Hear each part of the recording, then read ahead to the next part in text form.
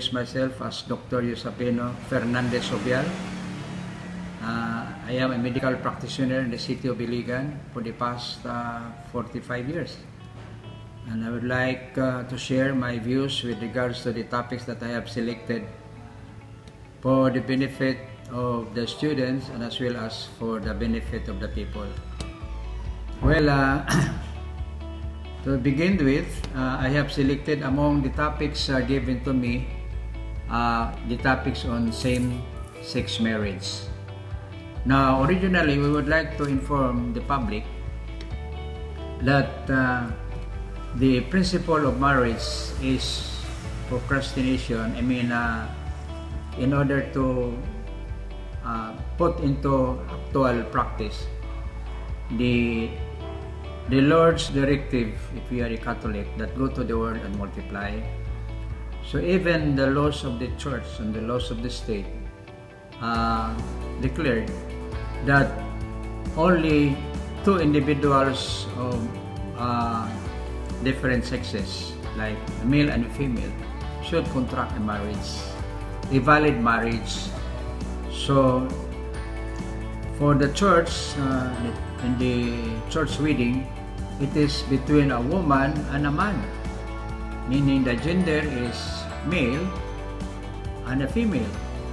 Now, as of now, the statutes of the Civil Code declares that in order for the marriage to be valid, it must be contracted by two individuals of legal age representing two different sexes, meaning male or female, a man and a woman.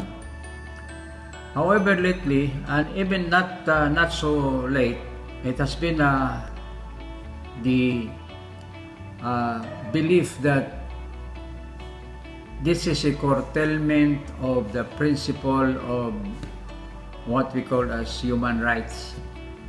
Because nowadays, we believe that each individual has a right, whether you are a man, a woman, or a homosexual, or transgender, or LGBT, you have the right to be happy, you have a right to fulfill your dream, you have a right to give you satisfaction on what is your purpose in this world.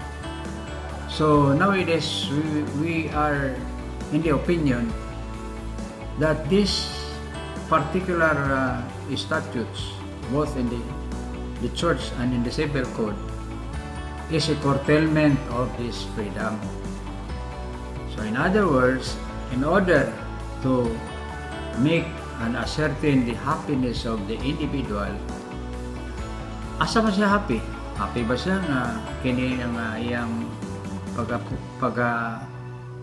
what we call as iyang na-choosing as a partner is of the same sex as her or his?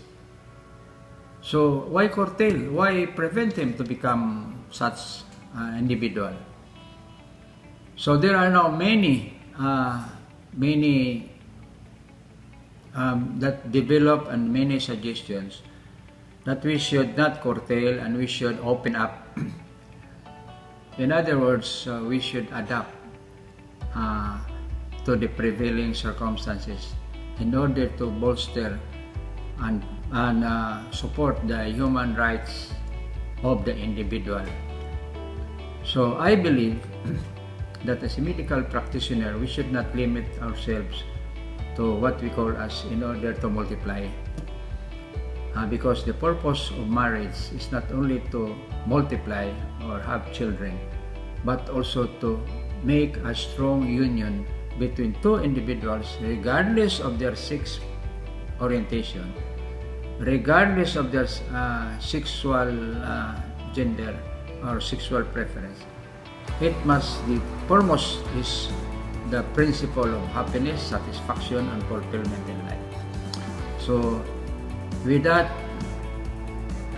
I have adopted a principle of open-mindedness.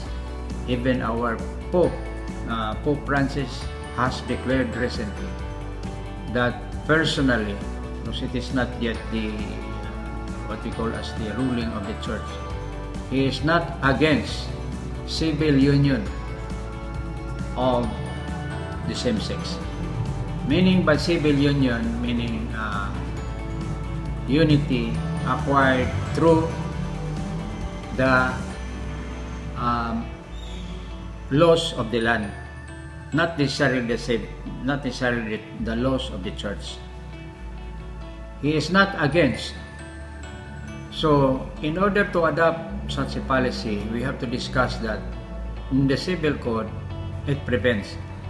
But in order to adopt that, we have to amend the civil code, family code, that we will not prevent unity or union through marriage of the same sex, male to male or female to female, whatever is the preference of the contracting parties, because we have to give them what we call as the rights,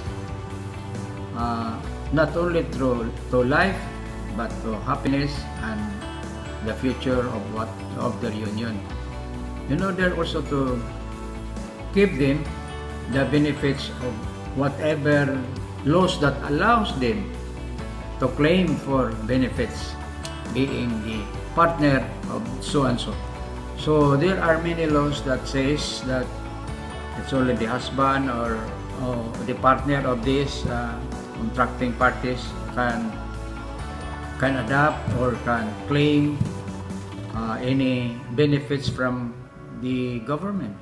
So it needs what we call as amendment to a particular law, and the law or the amendment must be passed by Congress. It has a long way to go, but this thing is already giving them hope.